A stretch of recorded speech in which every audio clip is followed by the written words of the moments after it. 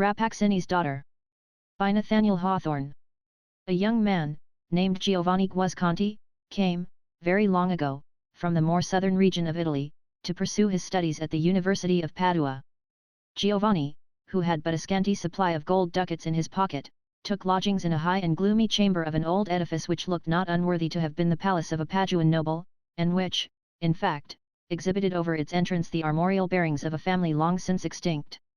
The young stranger, who was not unstudied in the great poem of his country, recollected that one of the ancestors of this family, and perhaps an occupant of this very mansion, had been pictured by Dante as a partaker of the immortal agonies of his Inferno. These reminiscences and associations, together with the tendency to heartbreak natural to a young man for the first time out of his native sphere, caused Giovanni to sigh heavily as he looked around the desolate and ill-furnished apartment.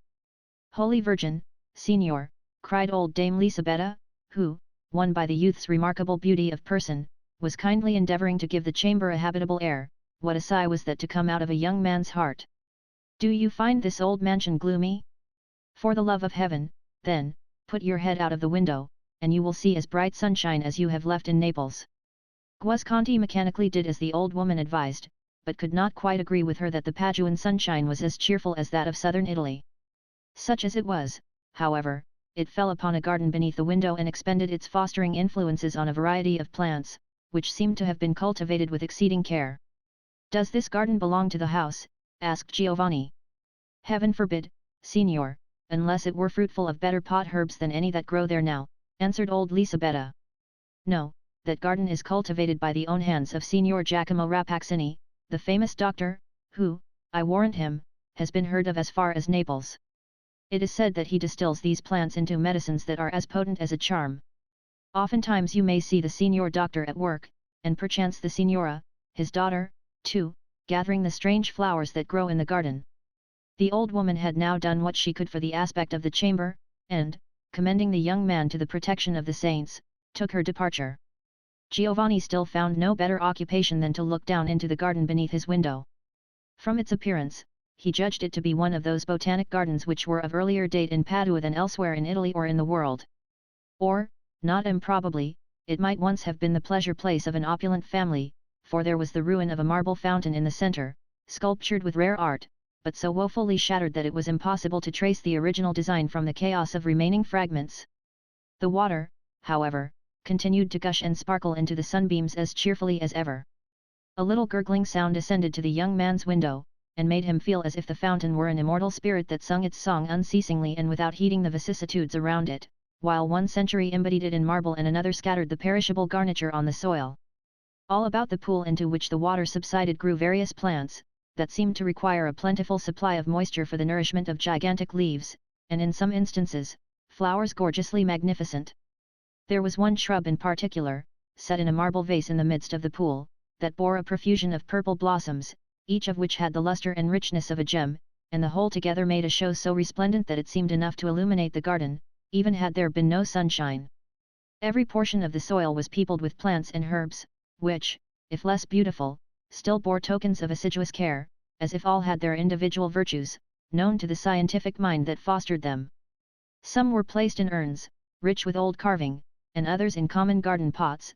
Some crept serpent-like along the ground or climbed on high, using whatever means of ascent was offered them.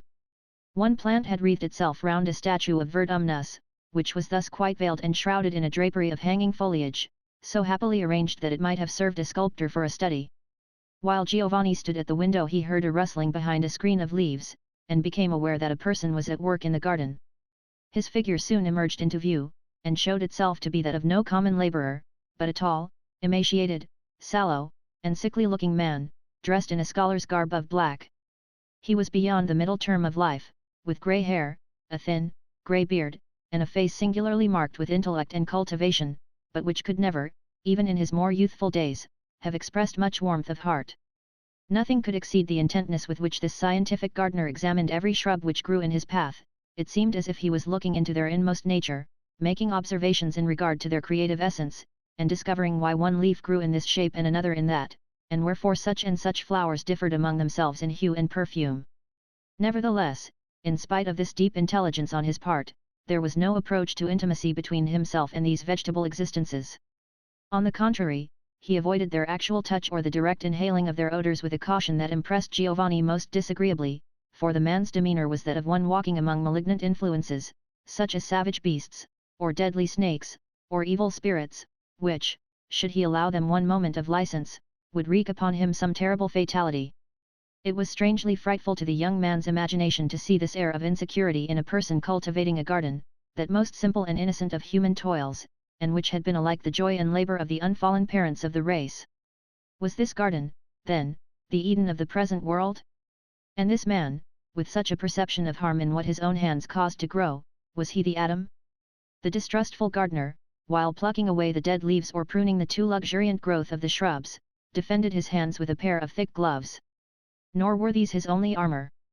When, in his walk through the garden, he came to the magnificent plant that hung its purple gems beside the marble fountain, he placed a kind of mask over his mouth and nostrils, as if all this beauty did but conceal a deadlier malice, but, finding his task still too dangerous, he drew back, removed the mask, and called loudly, but in the infirm voice of a person affected with inward disease, "Beatrice! Beatrice!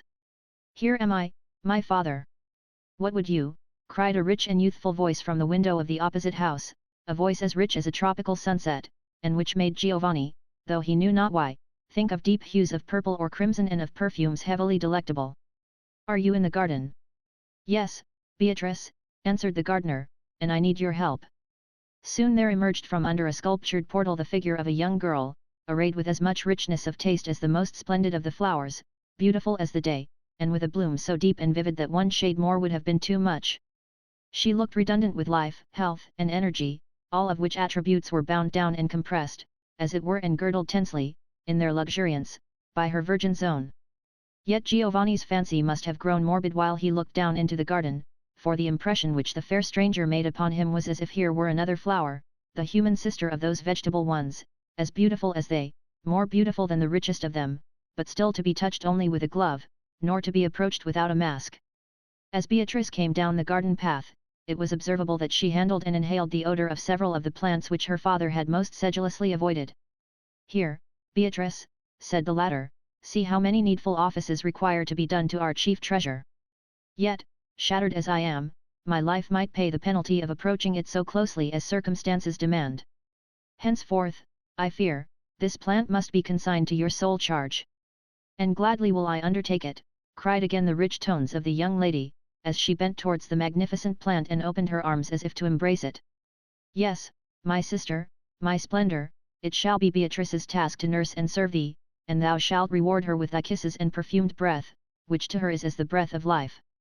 Then, with all the tenderness in her manner that was so strikingly expressed in her words, she busied herself with such attentions as the plant seemed to require, and Giovanni, at his lofty window, rubbed his eyes and almost doubted whether it were a girl tending her favorite flower, or one sister performing the duties of affection to another. The scene soon terminated. Whether Dr. Rappaccini had finished his labors in the garden, or that his watchful eye had caught the stranger's face, he now took his daughter's arm and retired. Night was already closing in, oppressive exhalations seemed to proceed from the plants and steal upward past the open window, and Giovanni, closing the lattice, went to his couch and dreamed of a rich flower and beautiful girl. Flower and maiden were different, and yet the same, and fraught with some strange peril in either shape. But there is an influence in the light of morning that tends to rectify whatever errors of fancy, or even of judgment, we may have incurred during the sun's decline, or among the shadows of the night, or in the less wholesome glow of moonshine. Giovanni's first movement, on starting from sleep, was to throw open the window and gaze down into the garden which his dreams had made so fertile of mysteries. He was surprised and a little ashamed to find how real and matter-of-fact an affair it proved to be, in the first rays of the sun which gilded the dewdrops that hung upon leaf and blossom, and, while giving a brighter beauty to each rare flower, brought everything within the limits of ordinary experience. The young man rejoiced that, in the heart of the barren city, he had the privilege of overlooking this spot of lovely and luxuriant vegetation. It would serve, he said to himself, as a symbolic language to keep him in communion with nature. Neither the sickly and thought-worn Dr. Giacomo Rappaccini, it is true, nor his brilliant daughter, were now visible, so that Giovanni could not determine how much of the singularity which he attributed to both was due to their own qualities and how much to his wonder-working fancy, but he was inclined to take a most rational view of the whole matter. In the course of the day he paid his respects to Signor Pietro Baglioni, professor of medicine in the university, a physician of eminent repute to whom Giovanni had brought a letter of introduction. The professor was an elderly personage, apparently of genial nature, and habits that might almost be called jovial. He kept the young man to dinner, and made himself very agreeable by the freedom and liveliness of his conversation, especially when warmed by a flask or two of Tuscan wine. Giovanni, conceiving that men of science, inhabitants of the same city, must needs be on familiar terms with one another, took an opportunity to mention the name of Dr. Rappaccini. But the professor did not respond with so much cordiality as he had anticipated. "Ill would it become a teacher of the divine art of medicine," said Professor Pietro Baglioni, in answer to a question of Giovanni, "to withhold due and well-considered praise of a physician so eminently skilled as Rappaccini, but, on the other hand, I should answer it but scantily to my conscience were I to permit a worthy youth like yourself, Signor Giovanni, the son of an ancient friend, to imbibe erroneous ideas respecting a man who might hereafter chance to hold your life and death in his hands. The truth is, our worshipful Dr. Rappaccini has as much science as any member of the faculty, with perhaps one single exception in Padua or all Italy, but there are certain grave objections to his professional character." "And what are they?" asked the young man. "Has my friend Giovanni any disease of body or heart, that he is so inquisitive about physicians?" said the professor, with a smile. "But as for Rappaccini, it is said of him, and I, who know the man well, can answer for its truth, that he cares infinitely more for science than for mankind. His patients are interesting to him only as subjects for some new experiment. He would sacrifice human life, his own among the rest, or whatever else was dearest to him, for the sake of adding so much as a grain of mustard seed to the great heap of his accumulated knowledge." "Methinks he is an awful man indeed," remarked Guasconti, mentally recalling the cold and purely intellectual aspect of Rappaccini. "And yet, worshipful professor, is it not a noble spirit? Are there many men capable of so spiritual a love of science?" "God forbid," answered the professor, somewhat testily, "at least, unless they take sounder views of the healing art than those adopted by Rappaccini. It is his theory that all medicinal virtues are comprised within those substances which we term vegetable poisons. These he cultivates with his own hands, and is said even to have produced new varieties of poison, more horribly deleterious than nature, without the assistance of this learned person, would ever have plagued the world withal. That the Signor Doctor does less mischief than might be expected with such dangerous substances is undeniable. Now and then, it must be owned, he has effected, or seemed to effect, a marvellous cure, but, to tell you my private mind, Signor Giovanni, he should receive little credit for such instances of success, they being probably the work of chance, but should be held strictly accountable for his failures, which may justly be considered his own work." The youth might have taken Baglioni's opinions with many grains of allowance had he known that there was a professional warfare of long continuance between him and Dr. Rappaccini, in which the latter was generally thought to have gained the advantage. If the reader be inclined to judge for himself, we refer him to certain black-letter tracts on both sides, preserved in the medical department of the University of Padua. "I know not, most learned professor," returned Giovanni, after musing on what had been said of Rappaccini's exclusive zeal for science, "I know not how dearly this physician may love his art, but surely there is one object more dear to him. He has a daughter." "Aha!" cried the professor, with a laugh. "So now our friend Giovanni's secret is out. You have heard of this daughter, whom all the young men in Padua are wild about, though not half a dozen have ever had the good hap to see her face. I know little of the Signora Beatrice save that Rappaccini is said to have instructed her deeply in his science, and that, young and beautiful as fame reports her, she is already qualified to fill a professor's chair. Perchance her father destines her for mine. Other absurd rumours there be, not worth talking about or listening to. So now, Signor Giovanni, drink off your glass of lacrima." Guasconti returned to his lodgings somewhat heated with the wine he had quaffed, and which caused his brain to swim with strange fantasies in reference to Dr. Rappaccini and the beautiful Beatrice. On his way, happening to pass by a florist's, he bought a fresh bouquet of flowers. Ascending to his chamber, he seated himself near the window, but within the shadow thrown by the depth of the wall, so that he could look down into the garden with little risk of being discovered. All beneath his eye was a solitude. The strange plants were basking in the sunshine, and now and then nodding gently to one another, as if in acknowledgement of sympathy and kindred. In the midst, by the shattered fountain, grew the magnificent shrub, with its purple gems clustering all over it. They glowed in the air, and gleamed back again out of the depths of the pool, which thus seemed to overflow with coloured radiance from the rich reflection that was steeped in it. At first, as we have said, the garden was a solitude. Soon, however, as Giovanni had half hoped, half feared, would be the case, a figure appeared beneath the antique sculptured portal, and came down between the rows of plants, inhaling their various perfumes as if she were one of those beings of old classic fable that lived upon sweet odors.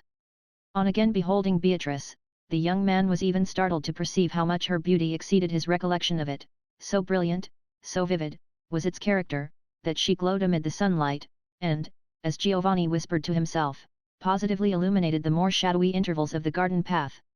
Her face being now more revealed than on the former occasion, he was struck by its expression of simplicity and sweetness, qualities that had not entered into his idea of her character, and which made him ask anew what manner of mortal she might be. Nor did he fail again to observe, or imagine, an analogy between the beautiful girl and the gorgeous shrub that hung its gem-like flowers over the fountain, a resemblance which Beatrice seemed to have indulged a fantastic humour in heightening, both by the arrangement of her dress and the selection of its hues. Approaching the shrub, she threw open her arms, as with a passionate ardour, and drew its branches into an intimate embrace, so intimate that her features were hidden in its leafy bosom and her glistening ringlets all intermingled with the flowers. "Give me thy breath, my sister," exclaimed Beatrice, "for I am faint with common air.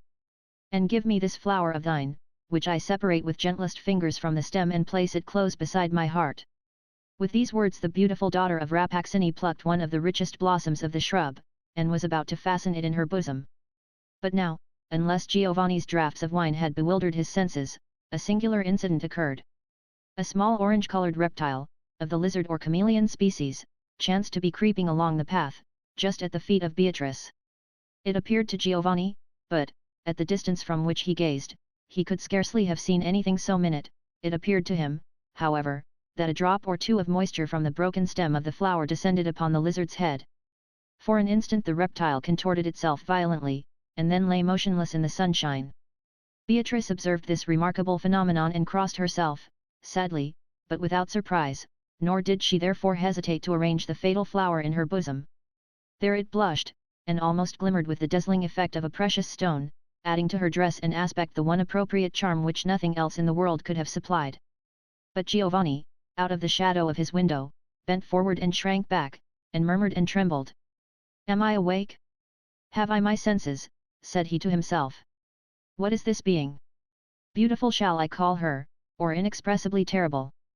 Beatrice now strayed carelessly through the garden, approaching closer beneath Giovanni's window, so that he was compelled to thrust his head quite out of its concealment in order to gratify the intense and painful curiosity which she excited. At this moment there came a beautiful insect over the garden wall. It had, perhaps, wandered through the city, and found no flowers or verdure among those antique haunts of men until the heavy perfumes of Dr. Rappaccini's shrubs had lured it from afar. Without alighting on the flowers, this winged brightness seemed to be attracted by Beatrice, and lingered in the air and fluttered about her head. Now, here it could not be but that Giovanni Guasconti's eyes deceived him. Be that as it might, he fancied that, while Beatrice was gazing at the insect with childish delight, it grew faint and fell at her feet. Its bright wings shivered. It was dead, from no cause that he could discern, unless it were the atmosphere of her breath. Again Beatrice crossed herself and sighed heavily as she bent over the dead insect. An impulsive movement of Giovanni drew her eyes to the window.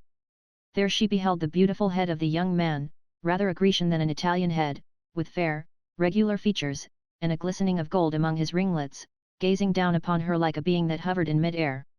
Scarcely knowing what he did, Giovanni threw down the bouquet which he had hitherto held in his hand. "Signora," said he, "there are pure and healthful flowers. Wear them for the sake of Giovanni Guasconti." "Thanks, signor," replied Beatrice, with her rich voice, that came forth as it were like a gush of music, and with a mirthful expression half childish and half woman-like. "I accept your gift, and would fain recompense it with this precious purple flower, but if I toss it into the air it will not reach you. So Signor Guasconti must even content himself with my thanks." She lifted the bouquet from the ground, and then, as if inwardly ashamed at having stepped aside from her maidenly reserve to respond to a stranger's greeting, passed swiftly homeward through the garden. But few as the moments were, it seemed to Giovanni, when she was on the point of vanishing beneath the sculptured portal, that his beautiful bouquet was already beginning to wither in her grasp. It was an idle thought. There could be no possibility of distinguishing a faded flower from a fresh one at so great a distance. For many days after this incident the young man avoided the window that looked into Dr. Rappaccini's garden, as if something ugly and monstrous would have blasted his eyesight had he been betrayed into a glance. He felt conscious of having put himself, to a certain extent, within the influence of an unintelligible power by the communication which he had opened with Beatrice. The wisest course would have been, if his heart were in any real danger, to quit his lodgings and Padua itself at once, the next wiser, to have accustomed himself, as far as possible, to the familiar and daylight view of Beatrice, thus bringing her rigidly and systematically within the limits of ordinary experience. Least of all, while avoiding her sight, ought Giovanni to have remained so near this extraordinary being that the proximity and possibility even of intercourse should give a kind of substance and reality to the wild vagaries which his imagination ran riot continually in producing. Guasconti had not a deep heart, or, at all events, its depths were not sounded now, but he had a quick fancy, and an ardent southern temperament, which rose every instant to a higher fever pitch. Whether or no Beatrice possessed those terrible attributes, that fatal breath, the affinity with those so beautiful and deadly flowers which were indicated by what Giovanni had witnessed, she had at least instilled a fierce and subtle poison into his system. It was not love, although her rich beauty was a madness to him, nor horror, even while he fancied her spirit to be imbued with the same baneful essence that seemed to pervade her physical frame, but a wild offspring of both love and horror that had each parent in it, and burned like one and shivered like the other.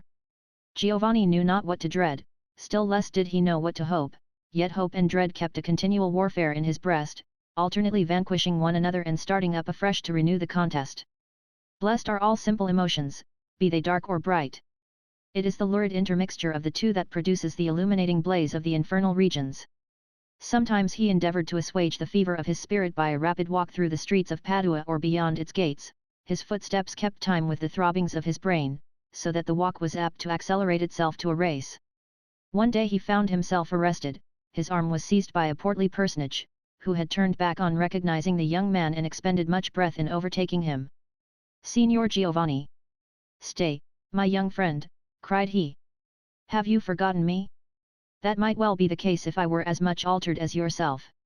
It was Baglioni, whom Giovanni had avoided ever since their first meeting, from a doubt that the professor's sagacity would look too deeply into his secrets. Endeavouring to recover himself, he stared forth wildly from his inner world into the outer one and spoke like a man in a dream. "Yes, I am Giovanni Guasconti. You are Professor Pietro Baglioni. Now let me pass." Not yet, Signor Giovanni Guasconti," said the professor, smiling, but at the same time scrutinizing the youth with an earnest glance.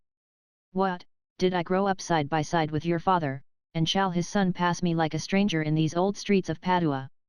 Stand still, Signor Giovanni, for we must have a word or two before we part."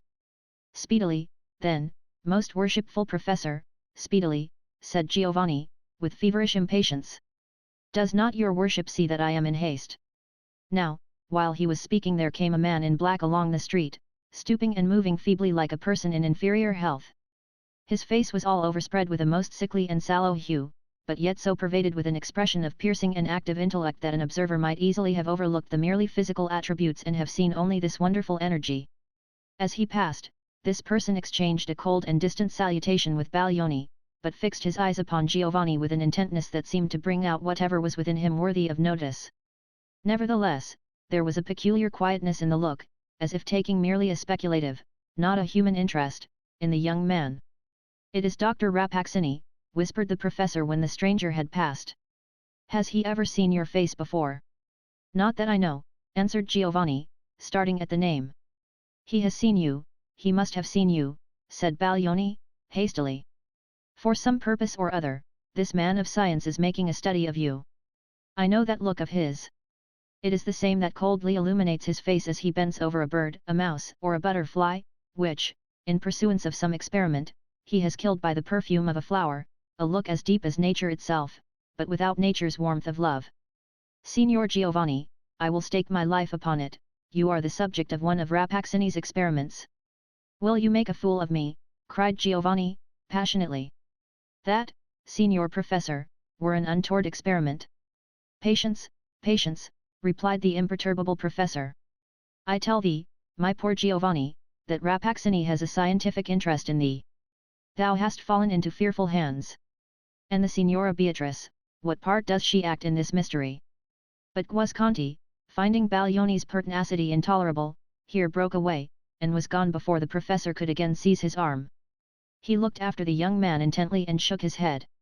"This must not be," said Baglioni to himself. "The youth is the son of my old friend, and shall not come to any harm from which the arcana of medical science can preserve him.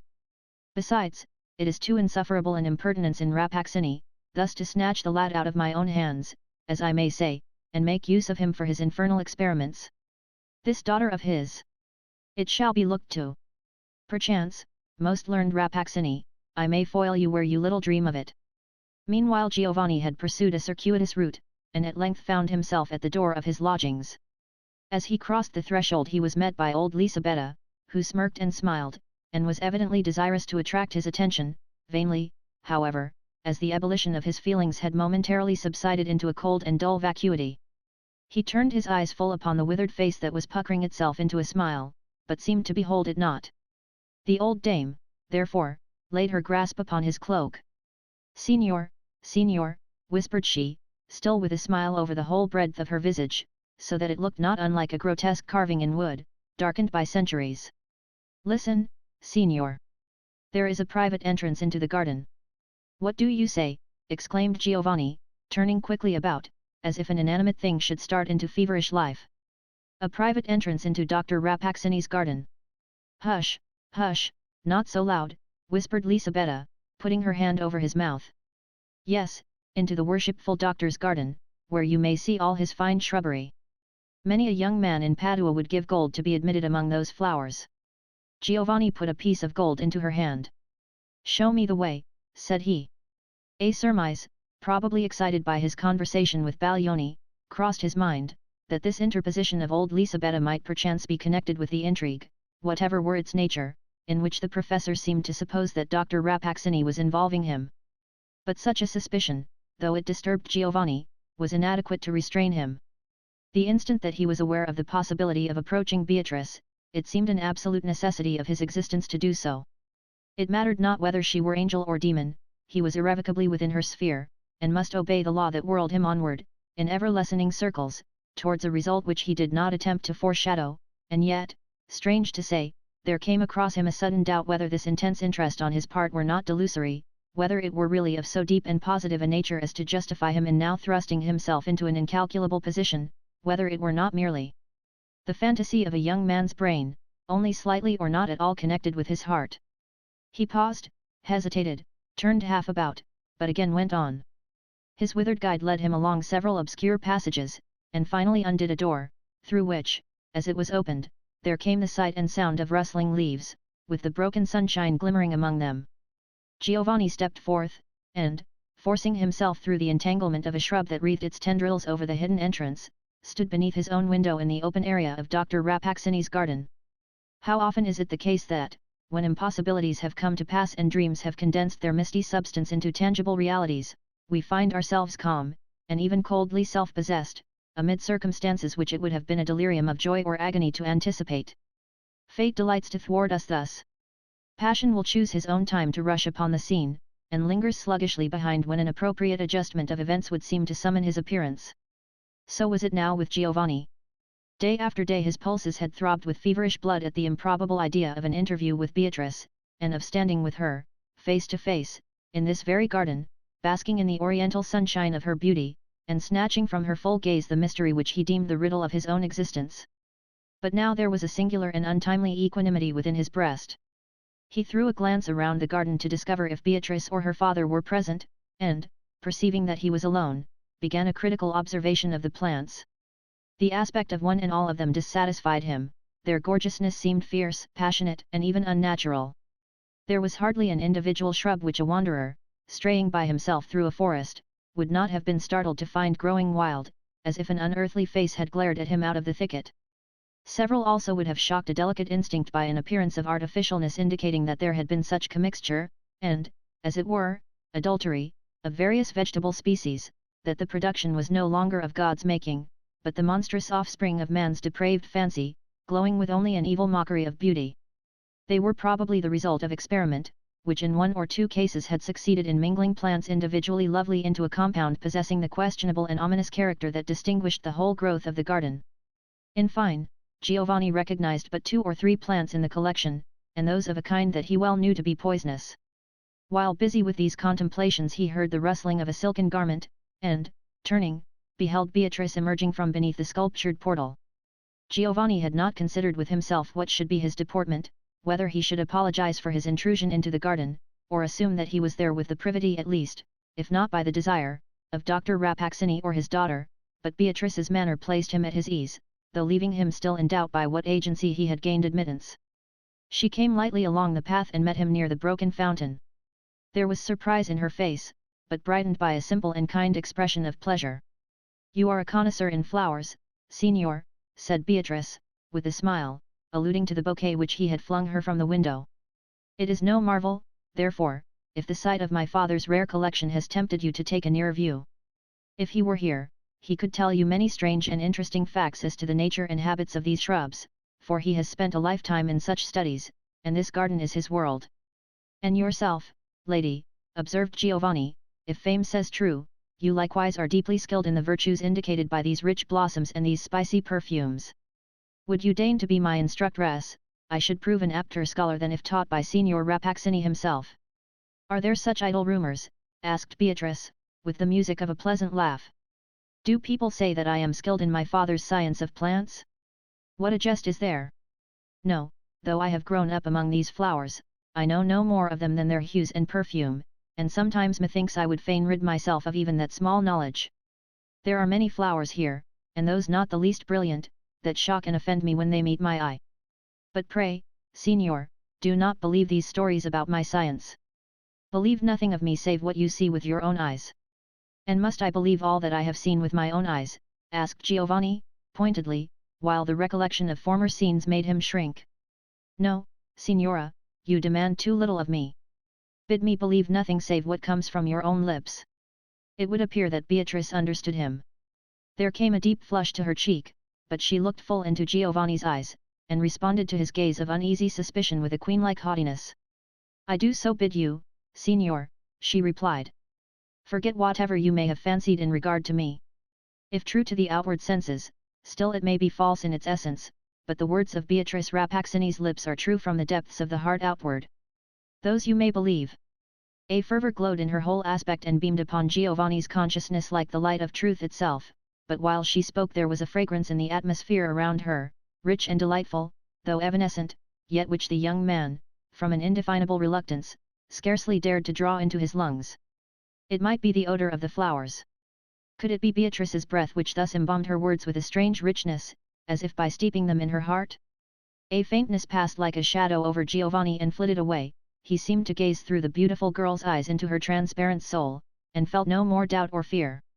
The tinge of passion that had coloured Beatrice's manner vanished, she became gay, and appeared to derive a pure delight from her communion with the youth not unlike what the maiden of a lonely island might have felt conversing with a voyager from the civilized world. Evidently her experience of life had been confined within the limits of that garden. She talked now about matters as simple as the daylight or summer clouds, and now asked questions in reference to the city, or Giovanni's distant home, his friends, his mother and his sisters, questions indicating such seclusion, and such lack of familiarity with modes and forms, that Giovanni responded as if to an infant. Her spirit gushed out before him like a fresh rill that was just catching its first glimpse of the sunlight and wondering at the reflections of earth and sky which were flung into its bosom. There came thoughts, too, from a deep source, and fantasies of a gem-like brilliancy, as if diamonds and rubies sparkled upward among the bubbles of the fountain. Ever and anon there gleamed across the young man's mind a sense of wonder that he should be walking side by side with the being who had so wrought upon his imagination, whom he had idealized in such hues of terror, in whom he had positively witnessed such manifestations of dreadful attributes, that he should be conversing with Beatrice like a brother, and should find her so human and so maiden-like.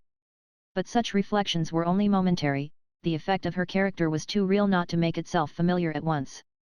In this free intercourse they had strayed through the garden, and now, after many turns among its avenues, were come to the shattered fountain, beside which grew the magnificent shrub, with its treasury of glowing blossoms. A fragrance was diffused from it which Giovanni recognized as identical with that which he had attributed to Beatrice's breath, but incomparably more powerful. As her eyes fell upon it, Giovanni beheld her press her hand to her bosom as if her heart were throbbing suddenly and painfully.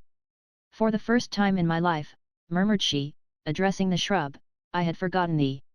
I remember, Signora," said Giovanni, "that you once promised to reward me with one of these living gems for the bouquet which I had the happy boldness to fling to your feet. Permit me now to pluck it as a memorial of this interview. He made a step towards the shrub with extended hand, but Beatrice darted forward, uttering a shriek that went through his heart like a dagger. She caught his hand and drew it back with the whole force of her slender figure.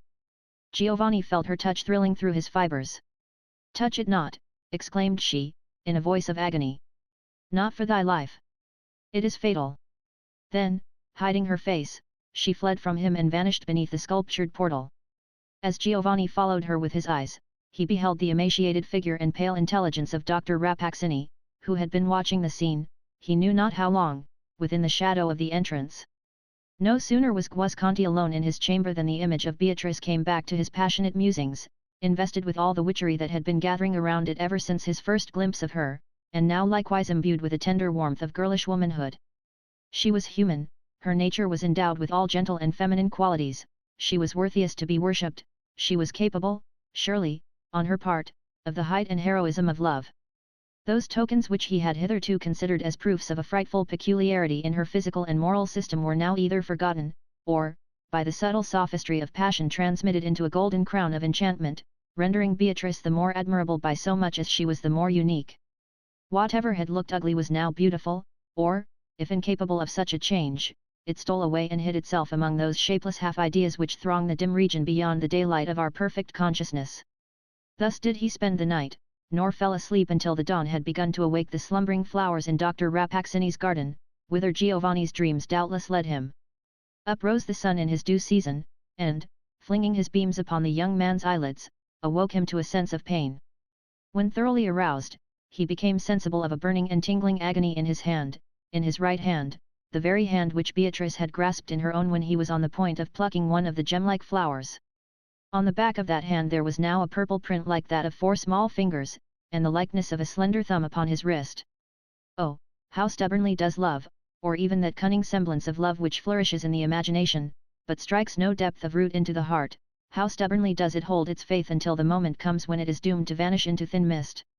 Giovanni wrapped a handkerchief about his hand and wondered what evil thing had stung him, and soon forgot his pain in a reverie of Beatrice. After the first interview, a second was in the inevitable course of what we call fate. A third, a fourth, and a meeting with Beatrice in the garden was no longer an incident in Giovanni's daily life, but the whole space in which he might be said to live, for the anticipation and memory of that ecstatic hour made up the remainder. Nor was it otherwise with the daughter of Rappaccini. She watched for the youth's appearance, and flew to his side with confidence as unreserved as if they had been playmates from early infancy, as if they were such playmates still.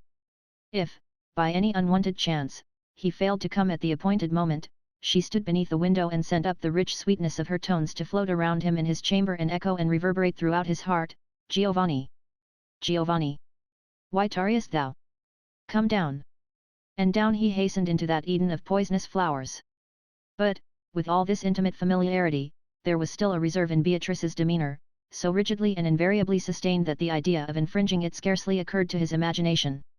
By all appreciable signs, they loved, they had looked love with eyes that conveyed the holy secret from the depths of one soul into the depths of the other, as if it were too sacred to be whispered by the way. They had even spoken love in those gushes of passion when their spirits darted forth in articulated breath like tongues of long-hidden flame, and yet there had been no seal of lips, no clasp of hands, nor any slightest caress such as love claims and hallows. He had never touched one of the gleaming ringlets of her hair, her garment, so marked was the physical barrier between them, had never been waved against him by a breeze. On the few occasions when Giovanni had seemed tempted to overstep the limit, Beatrice grew so sad, so stern, and withal wore such a look of desolate separation, shuddering at itself, that not a spoken word was requisite to repel him. At such times he was startled at the horrible suspicions that rose, monster-like, out of the caverns of his heart and stared him in the face. His love grew thin and faint as the morning mist, his doubts alone had substance. But, when Beatrice's face brightened again after the momentary shadow, she was transformed at once from the mysterious, questionable being whom he had watched with so much awe and horror. She was now the beautiful and unsophisticated girl whom he felt that his spirit knew with a certainty beyond all other knowledge. A considerable time had now passed since Giovanni's last meeting with Baglioni. One morning, however, he was disagreeably surprised by a visit from the professor, whom he had scarcely thought of for whole weeks, and would willingly have forgotten still longer. Given up as he had long been to a pervading excitement, he could tolerate no companions except upon condition of their perfect sympathy with his present state of feeling. Such sympathy was not to be expected from Professor Baglioni. The visitor chatted carelessly for a few moments about the gossip of the city and the university, and then took up another topic. "I have been reading an old classic author lately," said he, "and met with a story that strangely interested me. Possibly you may remember it. It is of an Indian prince, who sent a beautiful woman as a present to Alexander the Great. She was as lovely as the dawn and gorgeous as the sunset, but what especially distinguished her was a certain rich perfume in her breath, richer than a garden of Persian roses. Alexander, as was natural to a youthful conqueror, fell in love at first sight with this magnificent stranger, but a certain sage physician, happening to be present, discovered a terrible secret in regard to her." "And what was that?" asked Giovanni, turning his eyes downward to avoid those of the professor. "That this lovely woman," continued Baglioni, with emphasis, "had been nourished with poisons from her birth upward, until her whole nature was so imbued with them that she herself had become the deadliest poison in existence. Poison was her element of life. With that rich perfume of her breath she blasted the very air. Her love would have been poison, her embrace death. Is not this a marvelous tale?" "A childish fable," answered Giovanni, nervously starting from his chair. "I marvel how your worship finds time to read such nonsense among your graver studies." "By the by," said the professor, looking uneasily about him, "what singular fragrance is this in your apartment? Is it the perfume of your gloves? It is faint but delicious, and yet, after all, by no means agreeable. Were I to breathe it long, methinks it would make me ill. It is like the breath of a flower, but I see no flowers in the chamber." "Nor are there any," replied Giovanni, who had turned pale as the professor spoke, "nor, I think, is there any fragrance except in your worship's imagination. Odors, being a sort of element combined of the sensual and the spiritual, are apt to deceive us in this manner. The recollection of a perfume, the bare idea of it, may easily be mistaken for a present reality." "But my sober imagination does not often play such tricks," said Baglioni, "and, were I to fancy any kind of odor, it would be that of some vile apothecary drug, wherewith my fingers are likely enough to be imbued. Our worshipful friend Rappaccini, as I have heard, tinctures his medicaments with odors richer than those of Araby. Doubtless, likewise, the fair and learned Signora Beatrice would minister to her patients with draughts as sweet as a maiden's breath, but woe to him that sips them." Giovanni's face evinced many contending emotions.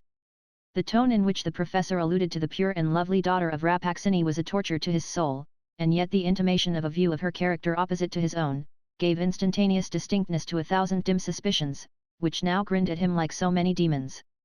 But he strove hard to quell them and to respond to Baglioni with a true lover's perfect faith. "Signor Professor," said he, "you were my father's friend, perchance, too, it is your purpose to act a friendly part towards his son. I would fain feel nothing towards you save respect and deference, but I pray you to observe, Signor, that there is one subject on which we must not speak. You know not the Signora Beatrice. You cannot, therefore, estimate the wrong, the blasphemy, I may even say, that is offered to her character by a light or injurious word." "Giovanni, my poor Giovanni," answered the professor, with a calm expression of pity, "I know this wretched girl far better than yourself. You shall hear the truth in respect to the poisoner Rappaccini and his poisonous daughter, yes, poisonous as she is beautiful. Listen, for, even should you do violence to my grey hairs, it shall not silence me. That old fable of the Indian woman has become a truth by the deep and deadly science of Rappaccini and in the person of the lovely Beatrice." Giovanni groaned and hid his face. "Her father," continued Baglioni, "was not restrained by natural affection from offering up his child in this horrible manner as the victim of his insane zeal for science, for, let us do him justice, he is as true a man of science as ever distilled his own heart in an alembic. What, then, will be your fate? Beyond a doubt you are selected as the material of some new experiment. Perhaps the result is to be death, perhaps a fate more awful still. Rappaccini, with what he calls the interest of science before his eyes, will hesitate at nothing." "It is a dream," muttered Giovanni to himself, "surely it is a dream. But," resumed the professor, "be of good cheer, son of my friend. It is not yet too late for the rescue. Possibly we may even succeed in bringing back this miserable child within the limits of ordinary nature, from which her father's madness has estranged her. Behold this little silver vase. It was wrought by the hands of the renowned Benvenuto Cellini, and is well worthy to be a love gift to the fairest dame in Italy. But its contents are invaluable. One little sip of this antidote would have rendered the most virulent poisons of the Borgias innocuous. Doubt not that it will be as efficacious against those of Rappaccini. Bestow the vase, and the precious liquid within it, on your Beatrice, and hopefully await the result. Baglioni laid a small, exquisitely wrought silver vial on the table and withdrew, leaving what he had said to produce its effect upon the young man's mind. We will thwart Rappaccini yet, thought he, chuckling to himself, as he descended the stairs, but, let us confess the truth of him, he is a wonderful man indeed, a vile empiric, however, in his practice, and therefore not to be tolerated by those who respect the good old rules of the medical profession. Throughout Giovanni's whole acquaintance with Beatrice, he had occasionally, as we have said, been haunted by dark surmises as to her character, yet so thoroughly had she made herself felt by him as a simple, natural, most affectionate and guileless creature, that the image now held up by Professor Baglioni looked as strange and incredible as if it were not in accordance with his own original conception. True, there were ugly recollections connected with his first glimpses of the beautiful girl, he could not quite forget the bouquet that withered in her grasp, and the insect that perished amid the sunny air, by no ostensible agency save the fragrance of her breath. These incidents, however, dissolving in the pure light of her character, had no longer the efficacy of facts, but were acknowledged as mistaken fantasies, by whatever testimony of the senses they might appear to be substantiated. There is something truer and more real than what we can see with the eyes and touch with the finger. On such better evidence had Giovanni founded his confidence in Beatrice, though rather by the necessary force of her high attributes than by any deep and generous faith on his part. But now his spirit was incapable of sustaining itself at the height to which the early enthusiasm of passion had exalted it, he fell down, grovelling among earthly doubts, and defiled therewith the pure whiteness of Beatrice's image. Not that he gave her up, he did but distrust. He resolved to institute some decisive test that should satisfy him, once for all, whether there were those dreadful peculiarities in her physical nature which could not be supposed to exist without some corresponding monstrosity of soul. His eyes, gazing down afar, might have deceived him as to the lizard, the insect, and the flowers, but if he could witness, at the distance of a few paces, the sudden blight of one fresh and healthful flower in Beatrice's hand, there would be room for no further question. With this idea he hastened to the florist's and purchased a bouquet that was still gemmed with the morning dewdrops. It was now the customary hour of his daily interview with Beatrice. Before descending into the garden, Giovanni failed not to look at his figure in the mirror, a vanity to be expected in a beautiful young man, yet, as displaying itself at that troubled and feverish moment, the token of a certain shallowness of feeling and insincerity of character. He did gaze, however, and said to himself that his features had never before possessed so rich a grace, nor his eyes such vivacity, nor his cheeks so warm a hue of superabundant life. At least, thought he, her poison has not yet insinuated itself into my system. I am no flower to perish in her grasp. With that thought he turned his eyes on the bouquet, which he had never once laid aside from his hand. A thrill of indefinable horror shot through his frame on perceiving that those dewy flowers were already beginning to droop, they wore the aspect of things that had been fresh and lovely yesterday. Giovanni grew white as marble, and stood motionless before the mirror, staring at his own reflection there as at the likeness of something frightful. He remembered Baglioni's remark about the fragrance that seemed to pervade the chamber. It must have been the poison in his breath. Then he shuddered at himself. Recovering from his stupor, he began to watch with curious eye a spider that was busily at work hanging its web from the antique cornice of the apartment, crossing and recrossing the artful system of interwoven lines, as vigorous and active a spider as ever dangled from an old ceiling. Giovanni bent towards the insect, and emitted a deep, long breath. The spider suddenly ceased its toil, the web vibrated with a tremor originating in the body of the small artisan. Again Giovanni sent forth a breath, deeper, longer, and imbued with a venomous feeling out of his heart, he knew not whether he were wicked, or only desperate. The spider made a convulsive gripe with his limbs and hung dead across the window. Accursed, accursed, muttered Giovanni, addressing himself. Hast thou grown so poisonous that this deadly insect perishes by thy breath? At that moment a rich, sweet voice came floating up from the garden. Giovanni! Giovanni! It is past the hour. Why tarriest thou? Come down. Yes, muttered Giovanni again. She is the only being whom my breath may not slay. Would that it might! He rushed down, and in an instant was standing before the bright and loving eyes of Beatrice.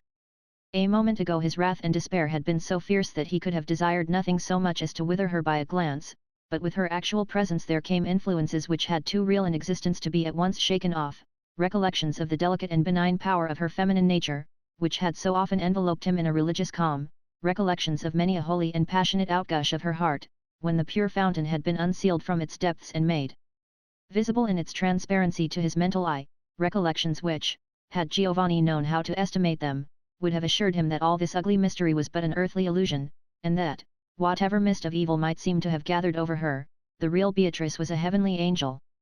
Incapable as he was of such high faith, still her presence had not utterly lost its magic. Giovanni's rage was quelled into an aspect of sullen insensibility. Beatrice, with a quick spiritual sense, immediately felt that there was a gulf of blackness between them which neither he nor she could pass. They walked on together, sad and silent, and came thus to the marble fountain and to its pool of water on the ground, in the midst of which grew the shrub that bore gem-like blossoms. Giovanni was affrighted at the eager enjoyment, the appetite, as it were, with which he found himself inhaling the fragrance of the flowers. "Beatrice," asked he, abruptly, "whence came this shrub?" "My father created it," answered she, with simplicity. "Created it," repeated Giovanni. "What mean you, Beatrice?" "He is a man fearfully acquainted with the secrets of nature," replied Beatrice, "and, at the hour when I first drew breath, this plant sprang from the soil, the offspring of his science, of his intellect, while I was but his earthly child. Approach it not," continued she, observing with terror that Giovanni was drawing nearer to the shrub. "It has qualities that you little dream of.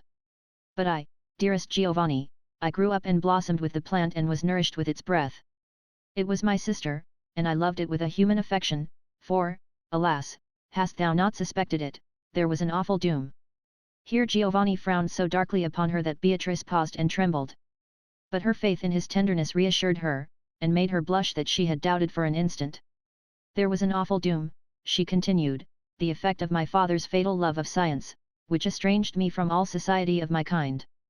Until heaven sent thee, dearest Giovanni, oh, how lonely was thy poor Beatrice!" "Was it a hard doom?" asked Giovanni, fixing his eyes upon her. "Only of late have I known how hard it was," answered she, tenderly. "Oh, yes, but my heart was torpid, and therefore quiet." Giovanni's rage broke forth from his sullen gloom like a lightning flash out of a dark cloud. "Accursed one," cried he, with venomous scorn and anger. "And, finding thy solitude wearisome, thou hast severed me likewise from all the warmth of life and enticed me into thy region of unspeakable horror." "Giovanni," exclaimed Beatrice, turning her large bright eyes upon his face. The force of his words had not found its way into her mind, she was merely thunderstruck. "Yes, poisonous thing," repeated Giovanni, beside himself with passion. "Thou hast done it. Thou hast blasted me. Thou hast filled my veins with poison.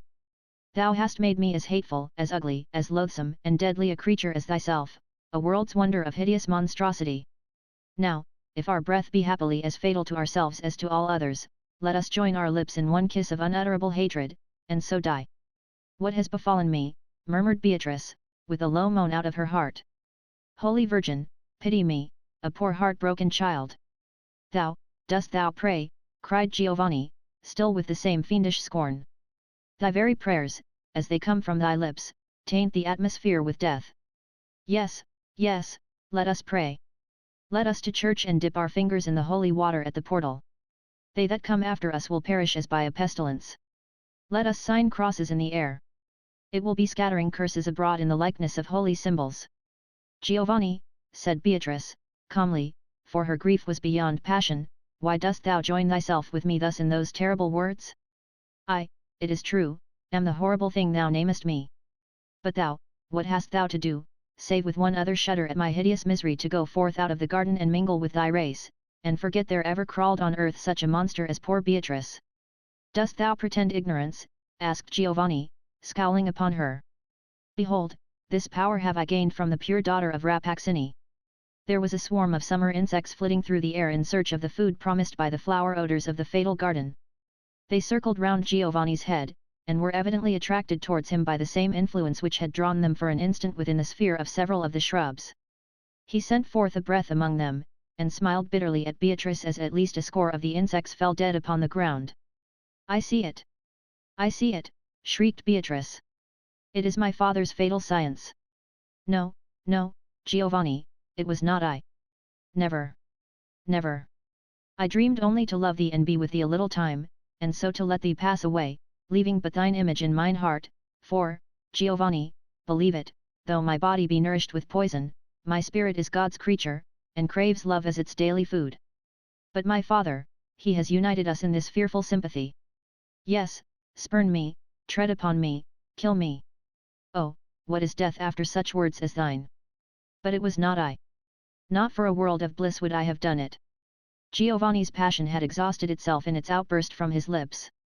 There now came across him a sense, mournful, and not without tenderness, of the intimate and peculiar relationship between Beatrice and himself. They stood, as it were, in an utter solitude, which would be made none the less solitary by the densest throng of human life. Ought not, then, the desert of humanity around them to press this insulated pair closer together? If they should be cruel to one another, who was there to be kind to them? Besides, thought Giovanni, might there not still be a hope of his returning within the limits of ordinary nature, and leading Beatrice, the redeemed Beatrice, by the hand?